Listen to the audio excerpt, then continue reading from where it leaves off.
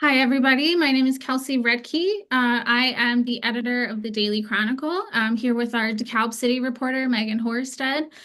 We are here with a couple candidates for the DeKalb mayor spot ahead of the April election. Unfortunately, one of the mayoral candidates, 7th Ward Alderman John Walker, could not join us tonight, but we are joined by the three other candidates. So we're going to go ahead and get started. Um, first we're going to allow you guys to sort of introduce yourselves, and we'll start with you first, Cohen. If you want to just tell us a little about yourself, and why you're running. Sure, absolutely. First, if you don't know me, I'm Cohen Barnes, the current mayor of the city of DeKalb.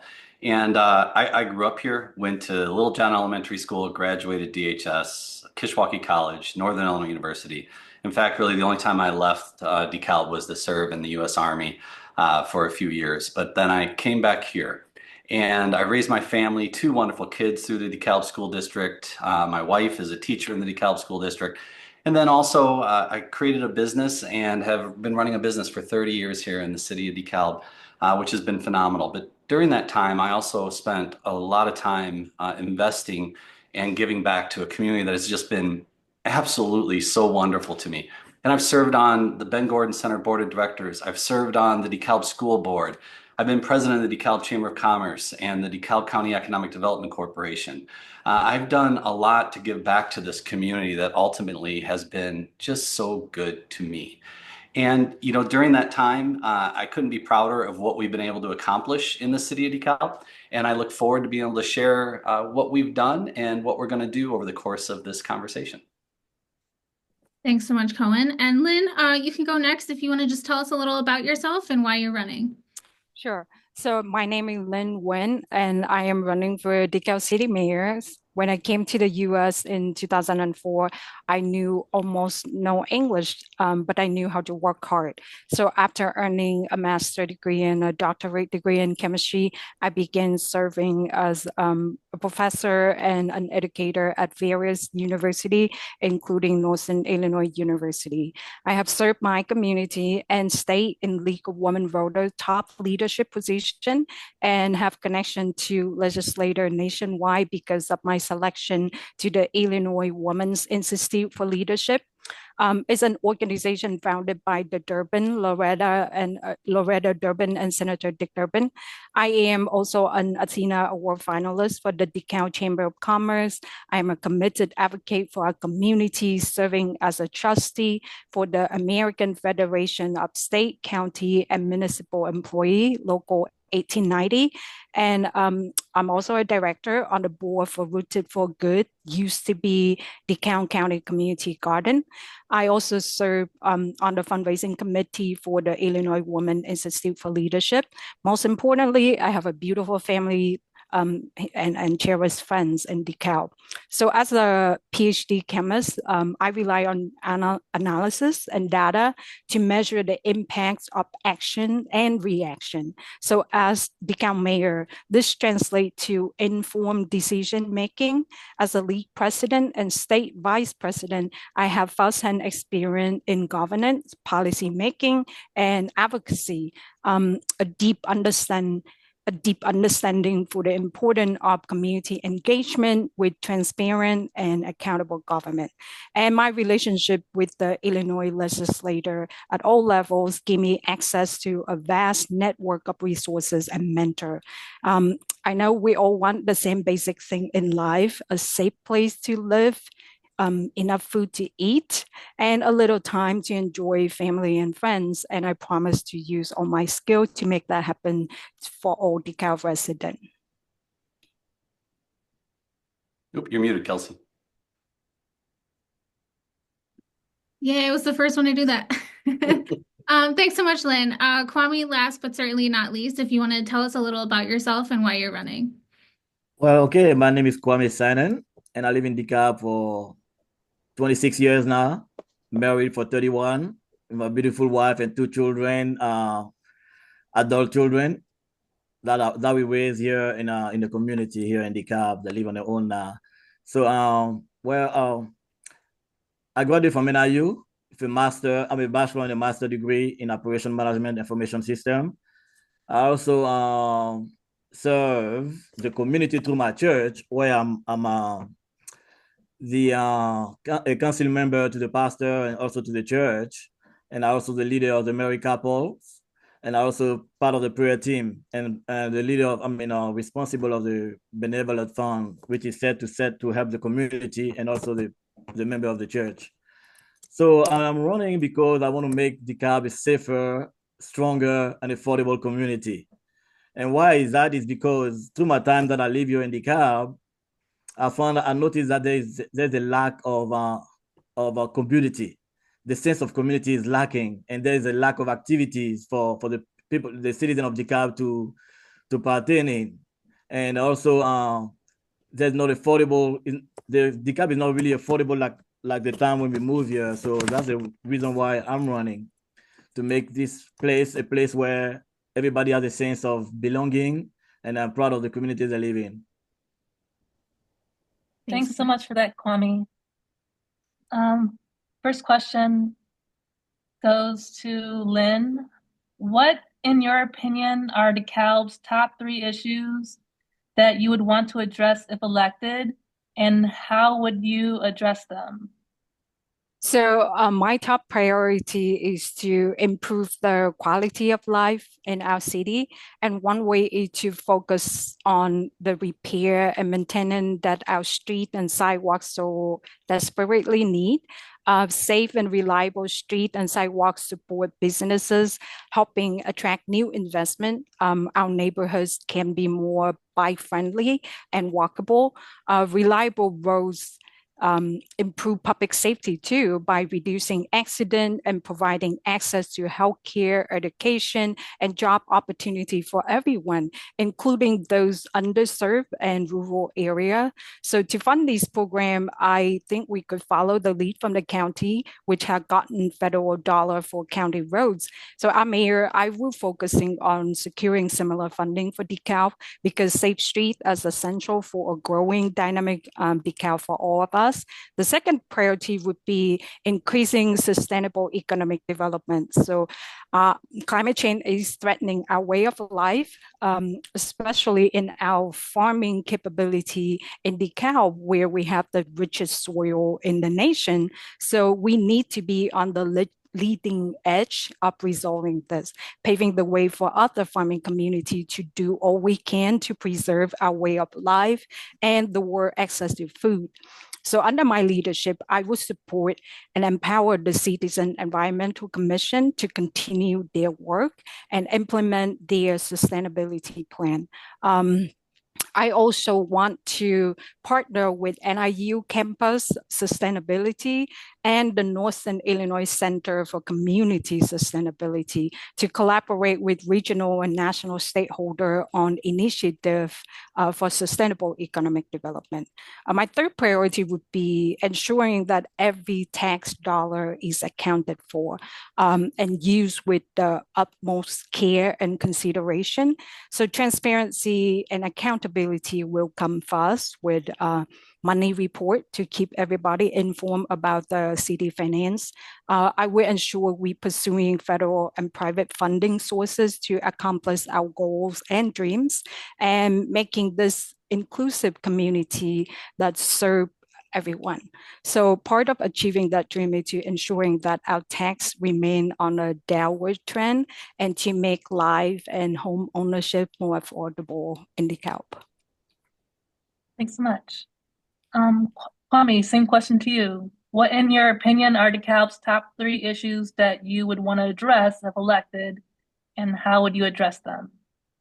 Thank you. So I guess that's why I'm running, for those top 3 issues, which is part of my platform, which is making DeKalb stronger, safer, and affordable. Why stronger is because I believe that when the community is stronger, it gives a sense to the people of belonging. It provides support, and also it kind of give a shared identity to the citizens of DeKalb. So how are we going to do that? The approach will be to either organize events that will foster a relationship between residents and promote the cultural and historical asset of DeKalb, attract businesses through policies with connection with the city mayor, city manager, and have events and collaboration with different area and also the school system in DeKalb. And safer, because we also believe that when the community is safer, it promote a better health, well-being, promote, increase property value, and also attract businesses.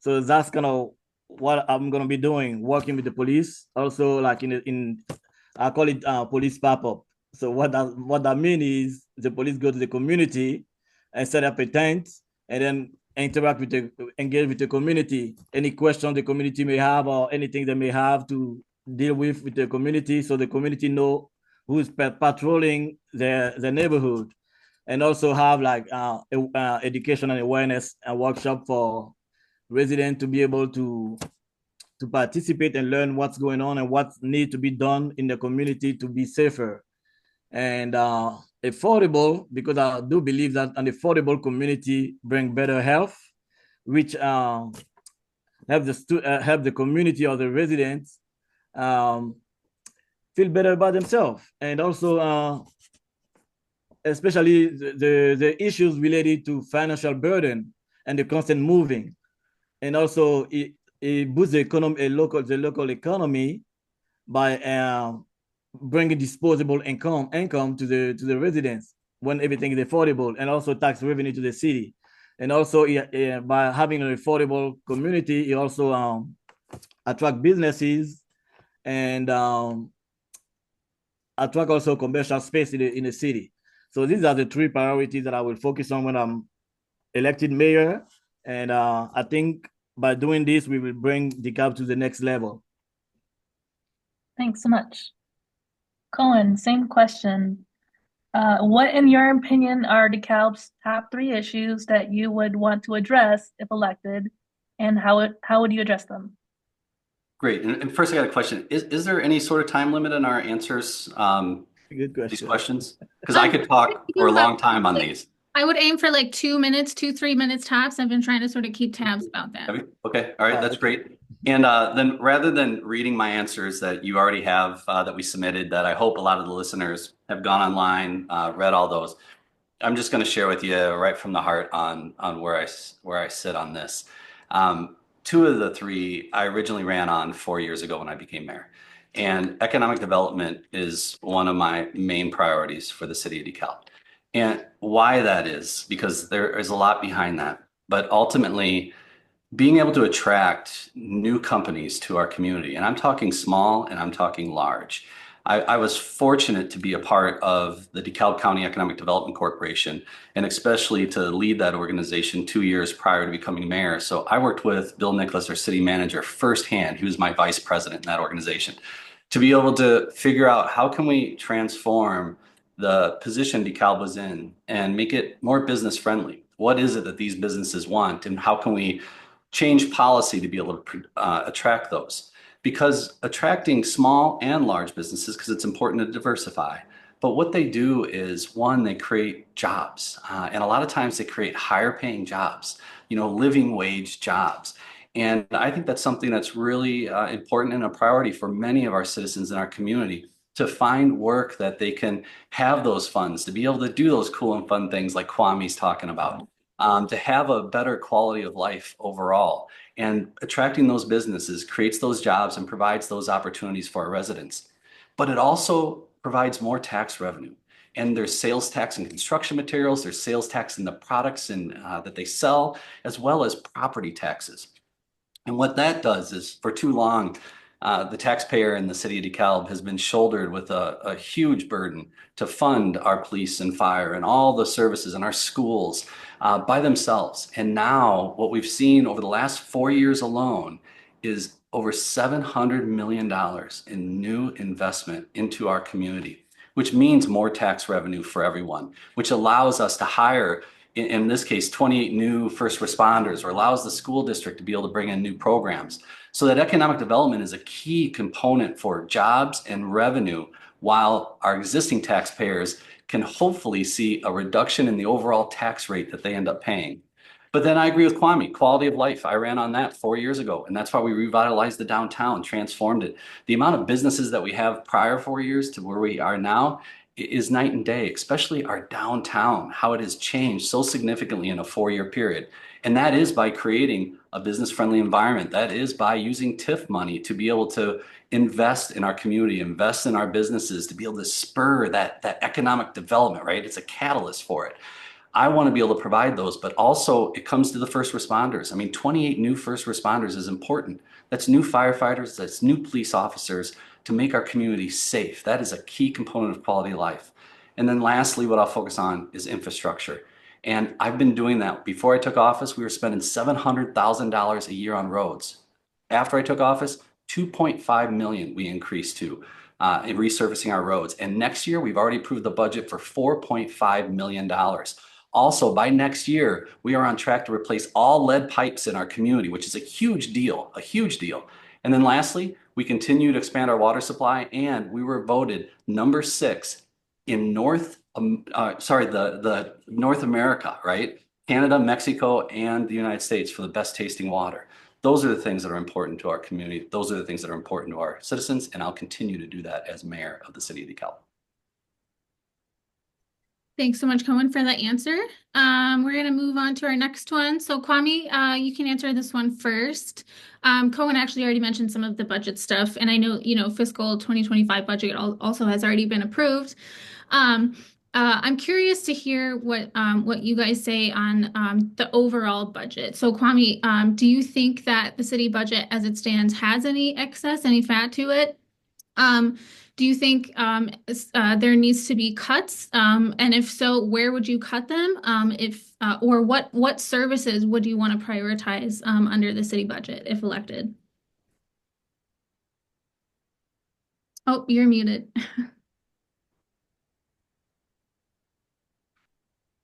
Yeah, another great question. So really, I don't have much to say about the budget because I read the budget, but I didn't really participate in creating the budget. So, but what I know about the budget, I think it's good enough for now. I don't know if is in excess or not, but I do know that the city need more money.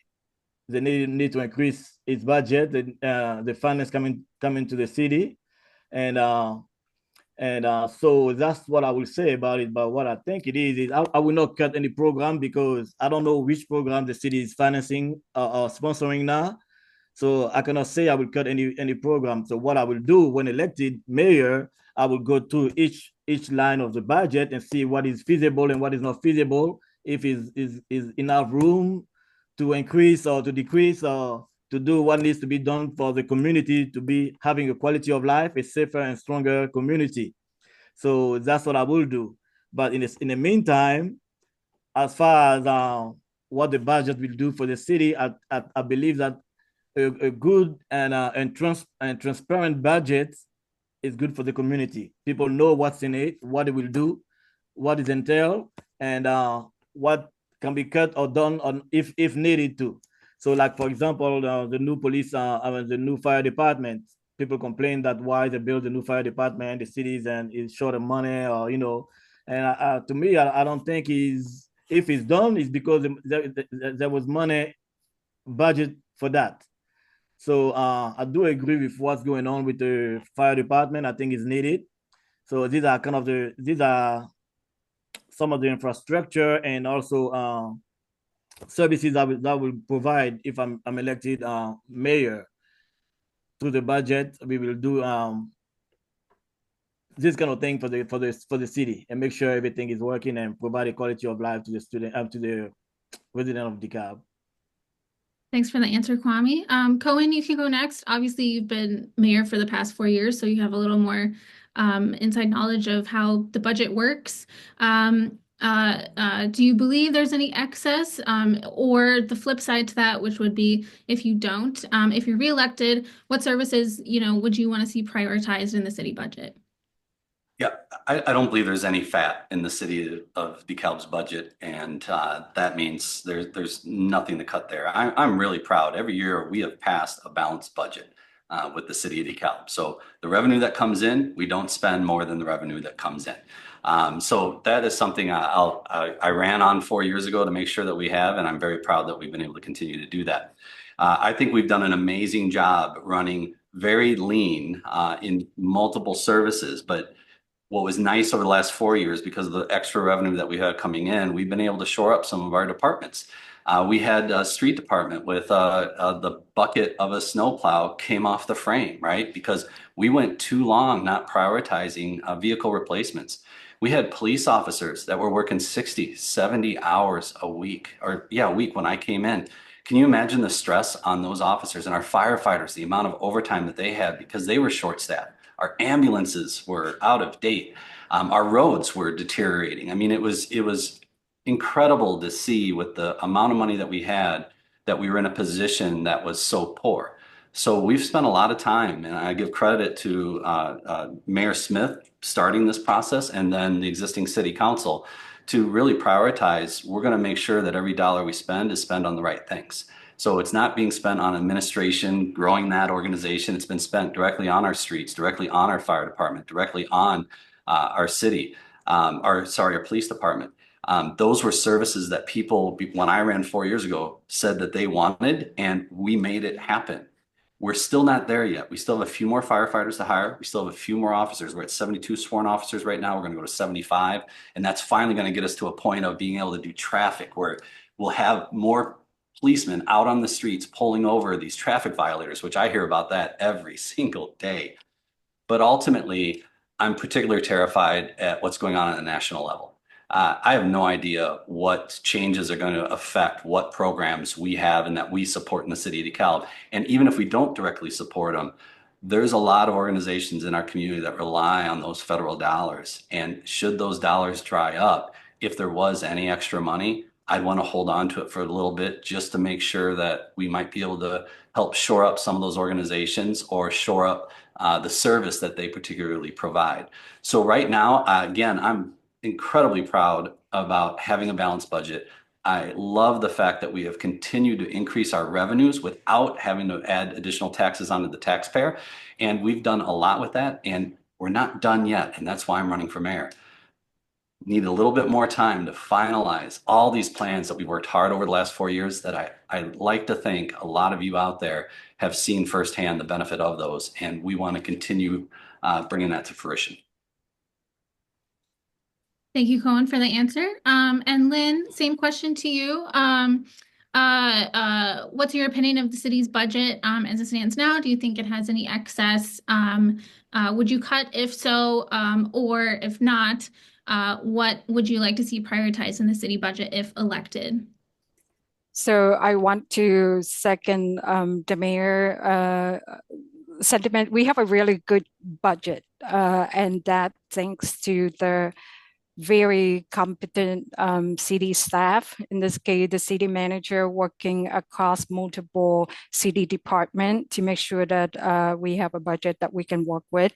The city council vote to approve the budget, but the city staff are the people that work on preparing a really good budget. And they keep the budget balanced for the last several years. So that was really good. I'm less concerned at the federal level. I'm more concerned at the state level with particularly the elimination of the Illinois grocery tax. And I'm a little concerned that as a city, we have not even, well, maybe their conversation had behind closed door, but as a city, we have not have public discussion on how are we going to address the elimination of the state grocery tax. So there's some transparency that I think need to be there. I would like to know if there any preparation for this budget hole that will be created when the grocery tax go away in less than a year from now. I would like to know that are there any potential revenue losses? How much is it? How is it inform our budget for 2026? What are we doing? So yeah, there's a lot of things that I guess because of citizen, even though very active and engaged citizen like me, I don't have that information. So I would like to know, as a city, how are we preparing to address the elimination of the state grocery tax? Thanks so much for that, Lynn. Mhm. That actually brings us to our next question. The state of Illinois is doing away with its grocery tax. Would you push to enact the local grocery tax on DeKalb residents? Why or why not? First up, Cohen. Sure.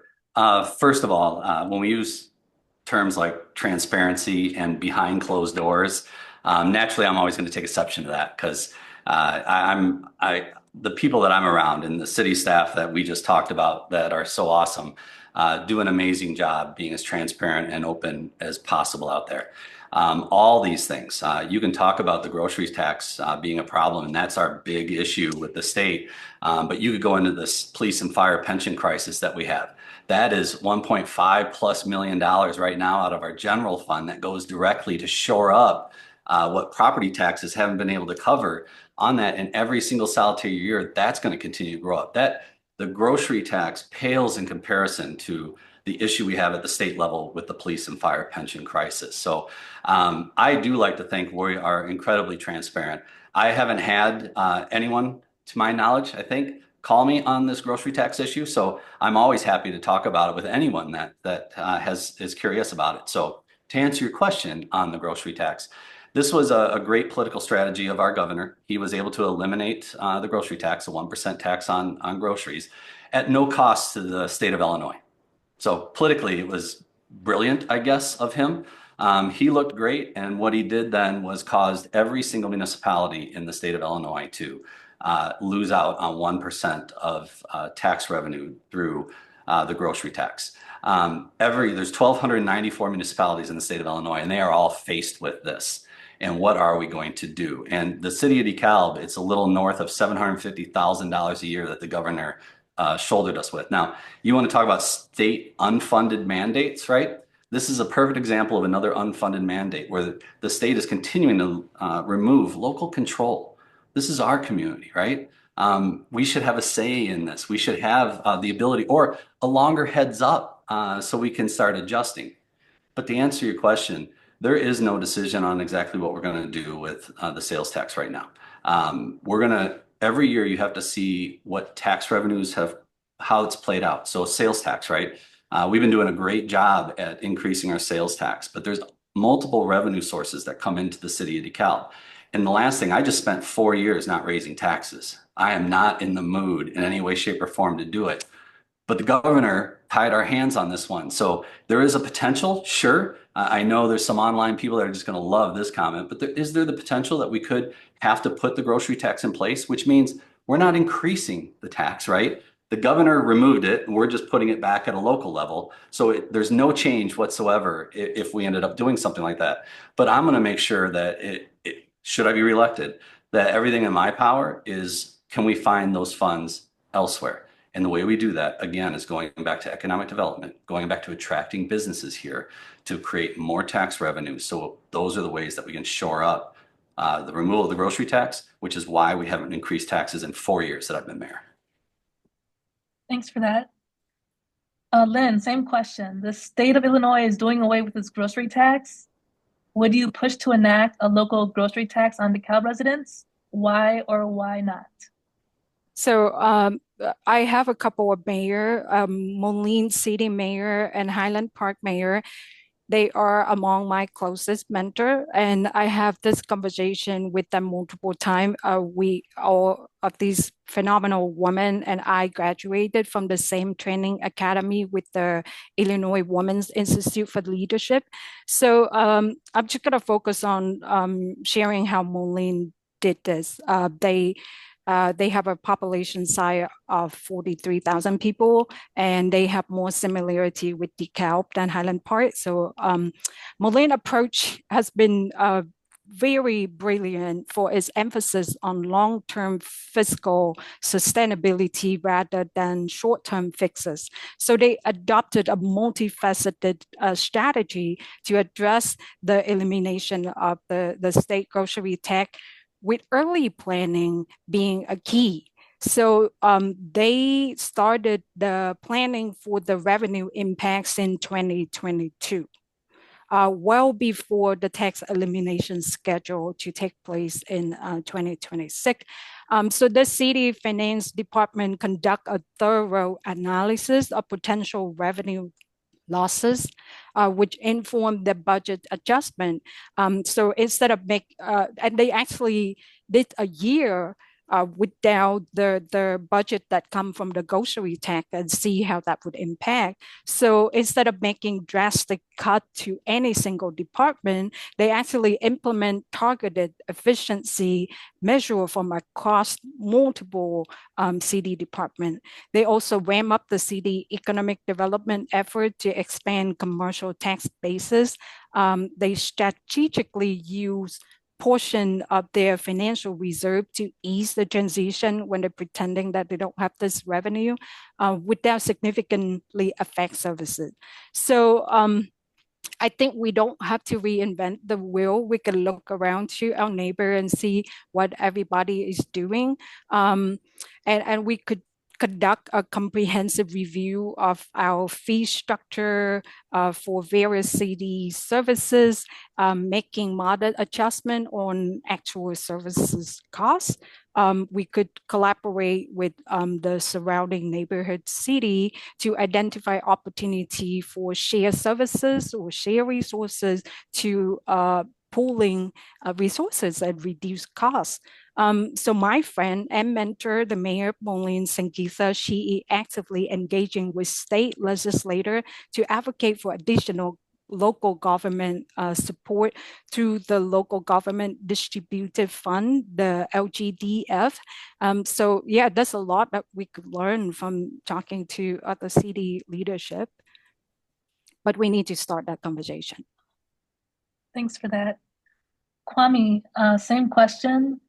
The state of Illinois is doing away with its grocery tax. Would you push to enact a local grocery tax on DeKalb residents? Why or why not? Well, that's another good question again. So the thing is, any tax imposed in anybody is a problem.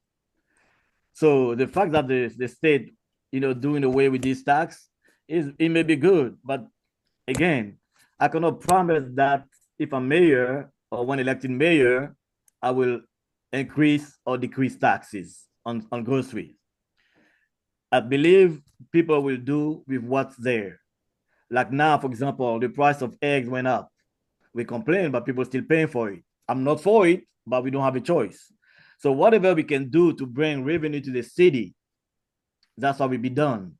So I understand, we need to also do some research and see what happened and how can this impact our community. But the thing is, there is more present and more important issue to deal with than grocery taxes. That's what I believe. I don't say that I'm negate the fact that grocery tax is not important, but we have other issues that we can be working on.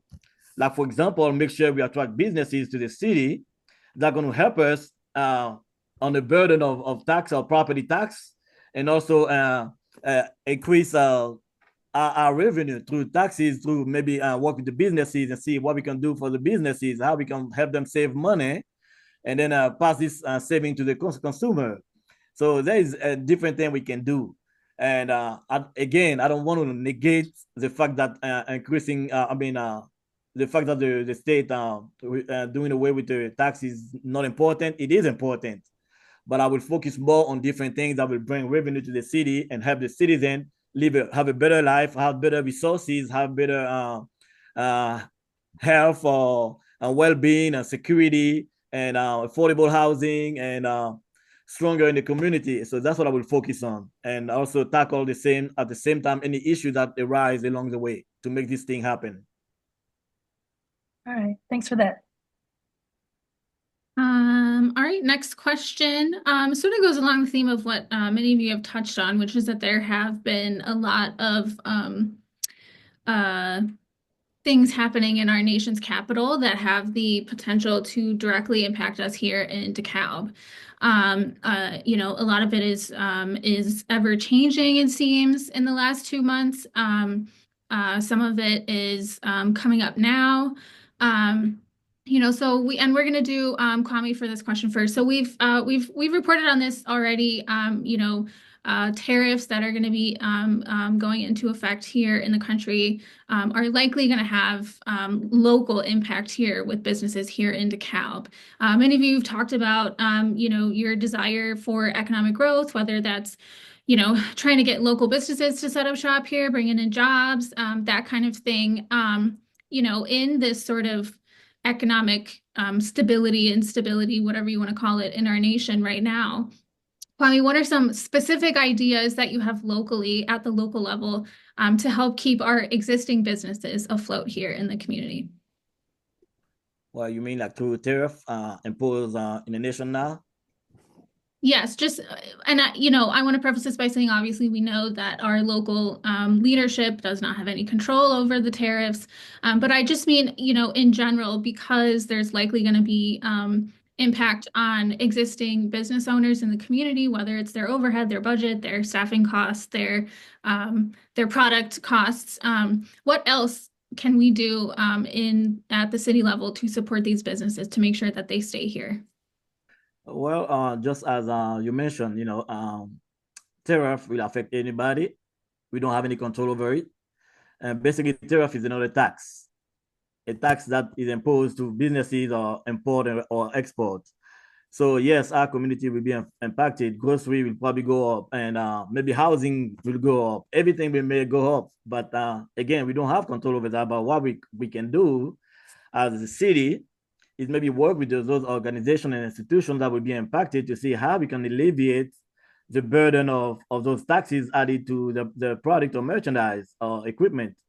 So we can do that, but through the city, work together with the council and see how we can maybe set policies that will lighten the burden for the businesses or anybody involved or impacted by those taxes. So that's what I will do as mayor, work with those businesses, see the need, see how we can help. It's all about collaboration, know the need of your customer and then see how you can impact, improve their lives. So that's how we will do. I will do as mayor, work with those businesses, make sure you understand the need, make sure where they're impacted, how we can set policies if possible, if doable, to help them solve the issue where they can pass along the saving to the consumer or to the businesses they work with. Thank you, Kwame. Same question to you, Cohen. Obviously, there are a lot of outside factors that are impacting the stability of our local businesses. Do you have any ideas locally, if reelected, that we could do at the city level to help keep existing businesses here in our community? I do. And first, I just want to touch on a previous comment about we need to start the conversation with other municipalities on how to, in this case, affect change to get ready for the grocery tax. The city of DeKalb and myself are part of the Metro West Council of Government, which is made up of municipalities in our region. But there's also the Illinois Municipal League, which represents 1,294 municipalities in the state of Illinois, which I am on the board of directors with. And there's about 40 of us total board members that meet every single solitary quarter to talk about issues that are facing us, including LGDF, which we've advocated for at the state level. And last budget cycle, they gave us zero more. They stripped almost 4% out of the local government distributive tax that they gave. Sorry, there's so much to say. I'm trying to do it as quickly as possible. But with LGDF, it used to be 10%. Now it's like 6.4, 6.5%. They are not restoring that. And that would be great when it comes to the grocery tax. But what we found with the state of Illinois is it's constantly cut without funds to be able to make a local municipality whole, which that's what I was talking about with unfunded mandates. But the conversation doesn't need to start. The conversation has started, and we've been having it for 4 years. When it comes to this particular issue with the federal government, in my eyes, it's no different than when COVID hit. So I was president of the DeKalb County Economic Development Corporation when COVID was going on. And Northern Illinois University and I got to give kudos to Rena Kachonis at NIU, who helped us lead this initiative. But what we did is we created a grassroots initiative called DeKalb County Unites. And we focused on the small businesses in our community that were obviously mandated to shut down, and how are they going to be able to sustain themselves. And so what we did in this case was every single solitary week on, I think it was Mondays, we'd have a subject matter expert from a tax accountant on the federal relief programs that were there to be able to educate the small business community. And then on Thursdays, we would have a guest speaker, another business that figured out how to pivot during that time and maximize it. And we did those, I think it was about 3 months straight, just webinar after webinar after webinar after webinar, had huge attendance, and it made a huge impact. But what we also did was we went to every major corporation in the city of DeKalb and said, could you please accelerate your budgets, that spend? You've already budgeted for X, Y, or Z. Can you accelerate that right now to put dollars in our businesses' pockets? And can you prioritize local businesses? We had over 50 major employers, because of that initiative, do just that. That was the thing that saved some of those businesses during that time. And then also, as I mentioned, Bill was my vice president, but we worked with the city of DeKalb to change some of the ordinances that we had to allow businesses like Rosita's. You could go and get your food and you can get a to-go margarita, right? That may not sound like a lot, but a few of those things for a small business could be the thing that kept 2 more people employed for them. So with what's going on at the federal level, we don't know the impact yet, but I've got a rich history of being able to respond when big issues happen and how they affect our local businesses. And to clarify, I'm a local business owner. Like I said, I've run my business for 30 years. I employ over 25 full-time people. I know exactly how the small business community feels and how different initiatives at the state and federal level affect us. And I think I'm uniquely qualified from that perspective, that should those issues at the federal level impact us, I'll be able to do everything I can to help shore up the small business community. Thank you, Cohen. And Lynn, same question to you. Obviously, there are a lot of factors at the federal level that are impacting, that have an impact on local businesses and will have an impact on local businesses. What ideas do you have at the city level to help make sure that we keep and support our existing businesses here in DeKalb? So the first thing I would say is keep everything local, or as local as we could, right? So there's a lot of fear and a lot of uncertainties and communication come out of at the federal level, but all politics is local. And so if we try to keep our supply, if we at the local level, if we try to promote buy local campaign to reduce the dependent on imports, that certainly could help. So one thing as an educator, I would think is we could have some sort of education information. So we could perhaps could create some educational sources and hosting workshop or educational forum about tariff impact to specific local industry. Maybe create a website with resources and updates on tariff policy and how it impact our city. If it does, if it doesn't, then we would need to do that. Partner with Chamber of Commerce to see how local business is being heard, like collaborate with them to see if we could disseminate information to identify specifically what business are being heard and how they are being impacted. I'm a trained scientist, so I like to be able to collect data, take a look at the data, and then make informed decision based on those data and make decision from here. But for now, I would just think that keep everything local, from politics to imports. Just try to do everything local. Thank you. The next question goes to Kwame. Do you feel that DeKalb City policies are inclusive, equitable, and welcome diversity?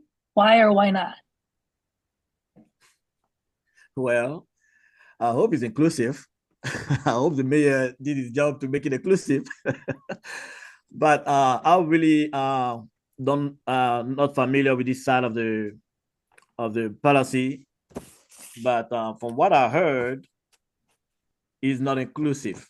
From what I heard, I don't say it's true, but again, like I say, from what I heard. So what I will do, if mayor, I will make sure, first of all, when we get an affordable community, it will bring a different kind of population, a different population. So when the population is getting diverse, whoever is in office, or when I get in office, there's no other choice but make it diverse.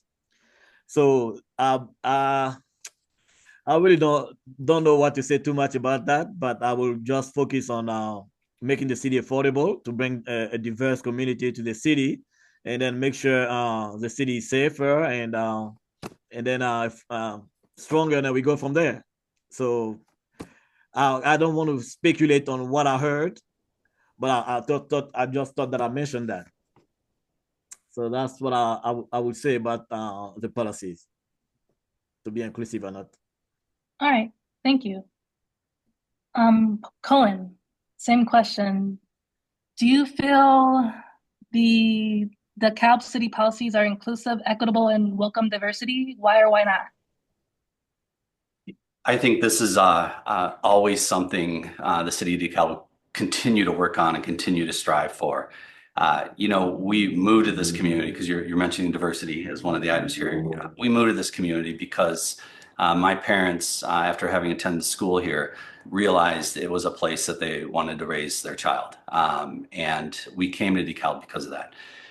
DeKalb is rich in diversity. It's who we are. And I got to give Northern Illinois University the incredible amount of credit for that. I remember when I was on the school board, Jefferson Elementary School had 27 languages being spoken there. That was a pretty cool thing. Challenging from education and getting the teachers in that could translate and work with those students, but a pretty incredible thing. I think by nature, our community is incredibly diverse. And we've got, and I'm not just talking racial diversity, cultural diversity, economic diversity, absolutely. From a housing perspective, we have quite a bit of low-income housing, and then we've got high-end housing as well. But again, it's something that I know we can always do better on.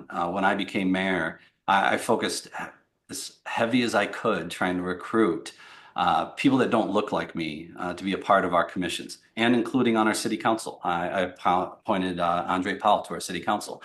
I really wanted to make sure that when people saw the city council, when they were on commissions, they could see themselves, but also could relate, right? That they are on there, and at least one or two people on a particular commission, they may be a neighbor with, or they may have went to school with, or they have another commonality there. A while back, I can't even remember how many years now, maybe 3 to 4 years ago, we had the opportunity to have a gentleman named Dr. John Powell speak. And I was part of the original group that helped get him here and put on the seminar. But he teaches this concept of belonging. And I didn't know what it was at the time. I was fascinated by it. And he taught us this idea of co-creating a community, which again was a new idea for me at the time. And I love that idea of it's not my community, it's not her community, his community, or their community. It's a community that we all need to have a vested part in what it actually looks like, how it operates, not being invited into it, but actually an active participant in co-creating a community where we believe and we think everyone belongs. Are we there yet? No. More work to do, absolutely. But I've been fortunate in this role to be around a wide variety of people that have no problem giving me their opinions.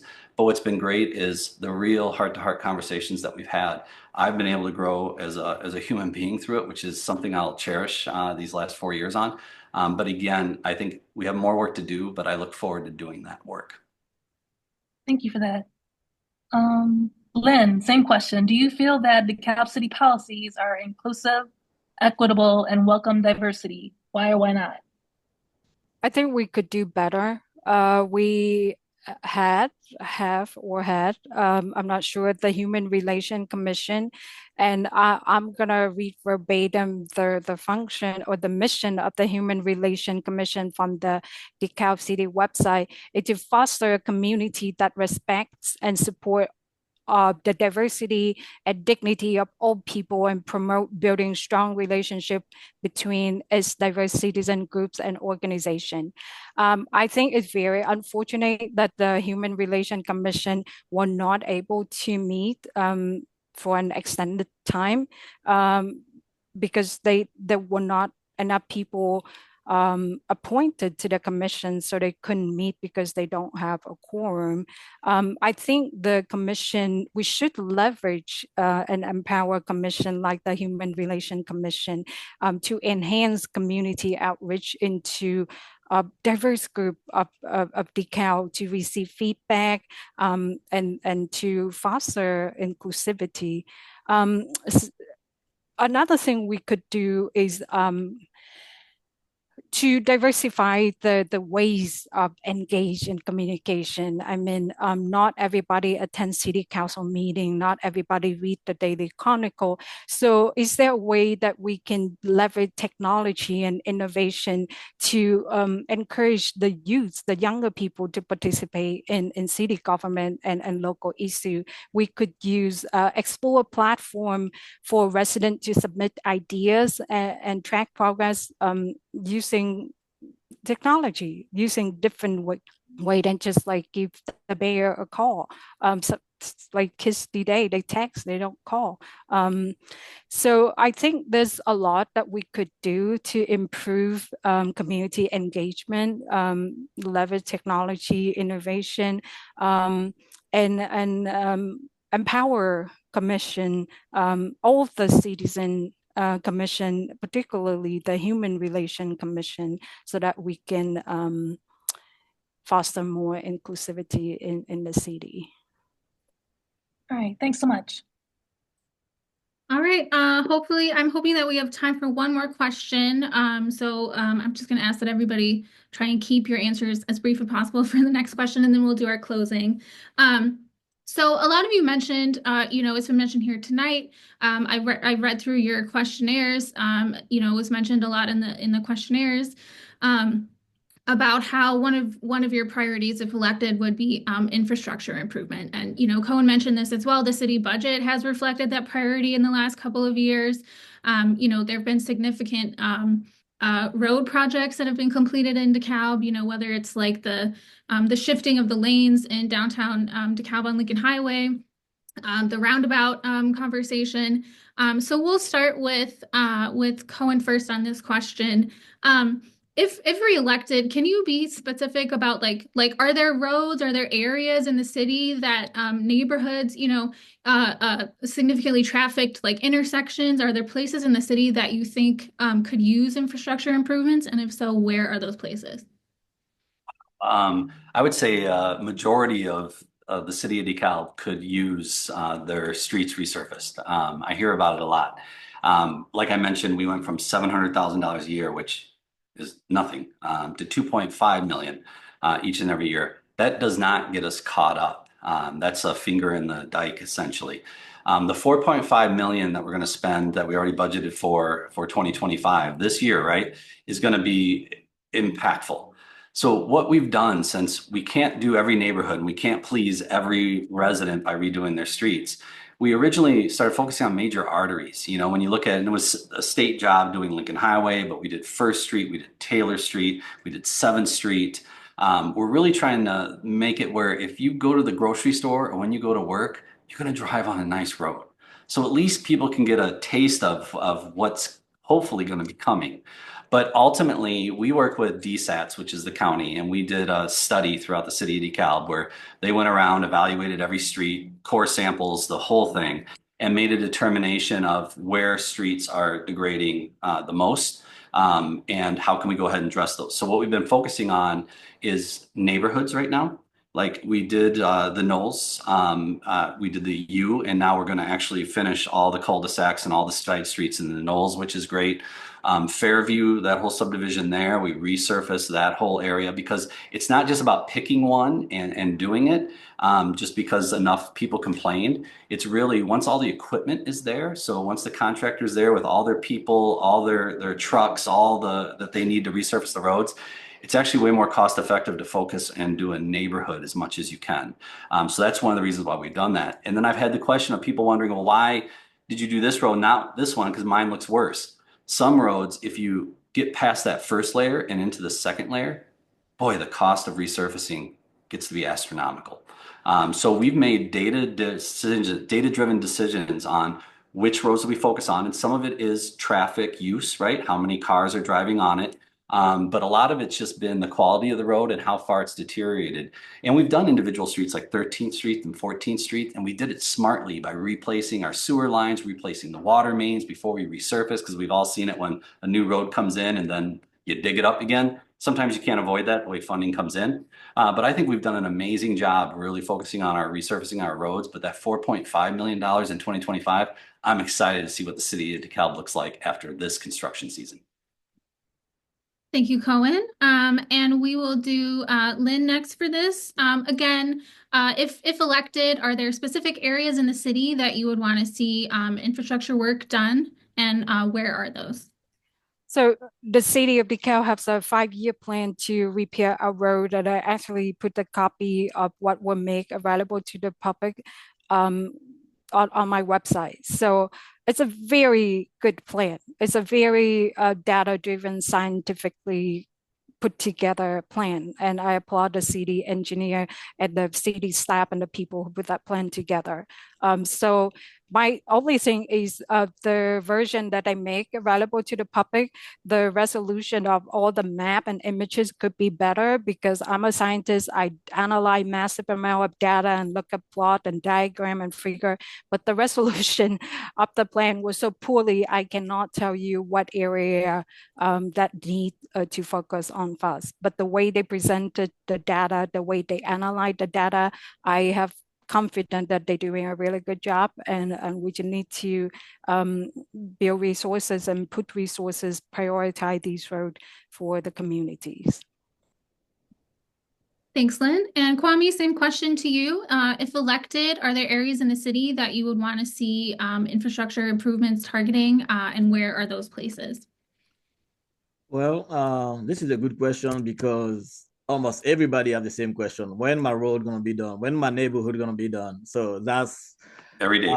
That's everybody. So I would say my neighborhood will have to be first for sure, because every time I leave my driveway, I go through a pothole over here already, not even 5 feet from my house. So I would think, yeah, everybody wants the road be done, but it has to be a plan. And I saw the city plan, which is very good. But to me, I think it's a little bit too far back. Why?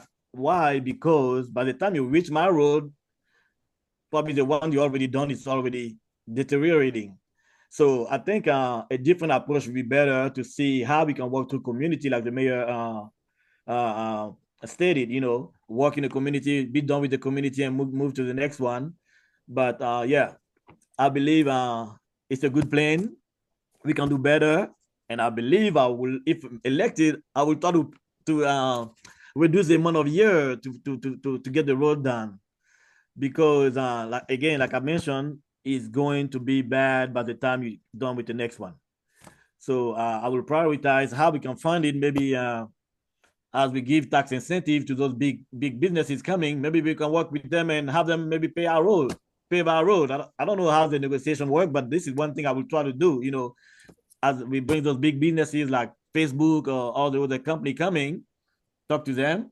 Okay, one of the incentive, we give you this, you give you that. So it's kind of to reduce the amount of year to fix those roads. And also the lighting. That's another thing I think we should be done, because most people are afraid to go out at night because of crime or being attacked. So I would think it'd be nice to light also the community, not only the road, but also put some light in different area in the community where people frequently go, and also be able to walk at night or walk the dog or whatever they want to do. So yeah, that's what I think should be done. Thank you. All right, now we're moving to closing arguments. All right, first up. All right, first up, Lynn, tell us why the DeKalb residents should vote for you. So throughout this campaign, I've shared my story from arriving in America with limited English, but unlimited determination, to earning my doctorate in chemistry and serving our community through various leadership roles. But tonight, in closing, I want to focus not on where I've been, but on where we can go together. Uh, I know we face challenges in infrastructure, economic development, but with these challenges come tremendous opportunity. So as your mayor, I will bring scientific approach to leadership, analyzing problem, gathering data, and implementing solutions that work. I will draw upon my experience in governance from the League of Women Voters, and leverage my connection into Illinois legislator at all levels to advocate for resources for DeKalb.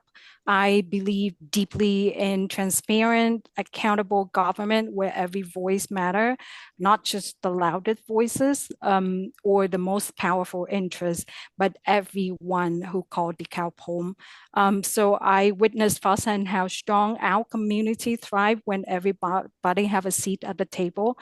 As a member of the board director for Rooted for Good, used to be DeKalb County Community Garden, I've seen how addressing basic needs create foundational and opportunities. So as a union trustee, I understand the dignity of fair wages for fair work. My vision for DeKalb is straightforward: safe neighborhood, vibrant local economy with businesses all sizes, infrastructure that serve our needs, and a government that listens and responds to its citizens. I know we all want the same fundamental things: safety, security, and a chance to build a good life with those we love. That's not a Democratic value or Republican value, it's a human value. So on April 1st, I asked for your votes, not because I have all the answer, but because I promise to work tirelessly with you to find the answer. I'm Lynn Nguyen. I will be the first name listed on the ballot, and I would be honored to serve DeKalb next mayor. So please vote for me. Thank you. Thanks. Kwame, same question. Tell us why DeKalb residents should vote for you. Well, like someone mentioned on my website, when Kwame leads, no one is left behind. So that's what I will do when I lead as mayor. No one will be left behind. My goal for why should people vote for me is because I'm here to build a stronger, safer, and affordable community where resources are accessible, where everybody has a sense of belonging, and also fostering relationship between residents, businesses, make sure everybody is cared for. And the way we will do that is encourage also the residents to support the local businesses. And I do believe in community, and that's what I believe people should vote for me. I care for people. I've been doing this for a long time through my church and through personal means, in anonymous means, and also make sure everybody is where they need to be. So my priority will be to do that when I'm elected mayor, and I will encourage people to visit my website, kwameformayor.com, and also see what I'm about and what they can expect from me when elected. I will make sure no one is left behind, and businesses is thriving. Everybody is thriving. People have work to go to, and affordable housing, and an affordable community, and a safe and strong community. Thank you. Thank you. Cohen, same question. Tell us why DeKalb residents should vote for you. First, I want to thank you two, especially for dealing with listening to us for a little over an hour now. But definitely want to thank the Daily Chronicle and Shaw Media for putting this on and giving the voters an opportunity to learn some more about their candidates. So thanks, and thanks to my fellow candidates that are on here too. I'm a big believer people should have choice, and it's great to see people wanting to step up and run for office. I'll talk a little bit about me, obviously, because we have to, because this is what we do. But I think a real differentiator between myself and the other candidates, I agree, we all want the same thing. I think these are really good people on the call. Like, that's not even in question, right? It really comes down to proven leadership. So I've spent 4 years in this role, giving a significant chunk of my life to this community. I wanted this to go well. I believe DeKalb 4 years ago was in a spot that it could go either way. And I wanted to do everything I could as someone that grew up here, raised my family, has my business. I want to do everything I could to give back. And I think I've done a pretty amazing job in my role in this, but I'm just a cog in the wheel. Got to give Bill Nicholas, our city manager, an incredible amount of kudos in what's been able to happen here in the city of DeKalb. And city staff, we have some staff members that are just absolutely amazing and go way above and beyond to make the progress that we've had in the city of DeKalb happen. But the key component about being mayor is you set the agendas, right? You help drive policy in the city of DeKalb. And when it comes to budgets, I agree, the city staff does a great job on that, but they get guidance on what are the prioritizations. And when I came in, public safety was a big one. We all know, and we all have a perception of how we feel about, and there's a lot of reality behind it, about the quality of life in DeKalb when it comes to, do you feel safe? You'll see this next council meeting, the chief's police report is out, and major crime on the way down massively. I want to say massively. Shots fired on the way down. I mean, we are seeing a significant change in public safety here in the city of DeKalb. And I want to take credit for my part in that. But again, so many, like our chief of police too. Oh my God, Chief Bird he's absolutely amazing. But here's my point. We've increased roads. We've worked on our infrastructure. We've hired first responders, built fire stations. We've done this Herculean amount of work and did it in a fiscally responsible way with a balanced budget. I can start April 2nd and just continue the path that we're on. There's no learning curve. There's no ramp for me. I know exactly what we need to do. And I have the knowledge and the relationships, not just on a local level, but on a state level, because the boards, commissions, and the relationships I built with our state legislators as well, to be able to continue moving DeKalb forward. So I'd love the opportunity for you all to vote for me on April 1st for mayor of the city of DeKalb. And I promise you, I'll give the next 4 years the same amount of energy I've given the last 4 years. And you can go to www.voteforbarnes.com to find out more. Thank you, everybody. Thank you, Cohen. And I just want to say thank you again to all of our candidates who participated tonight. Thanks to Megan as well for all of her help with the questions. I do want to remind our viewers that this is not the only way that you can learn about candidates before you cast your ballot. We do have an Election Central webpage on our Shaw Local website. You can go there and you can read even more detail about these candidates' platforms. They've filled out questionnaires for us. It's shawlocal.com/daily-chronicle/election. We will also be rolling out more election coverage this month, and just some dates for viewers to remember. Early voting starts on March 7th. There will be more locations for early voting that open on March 17th, and then Election Day is April 1st. Thanks so much, everybody, for joining us.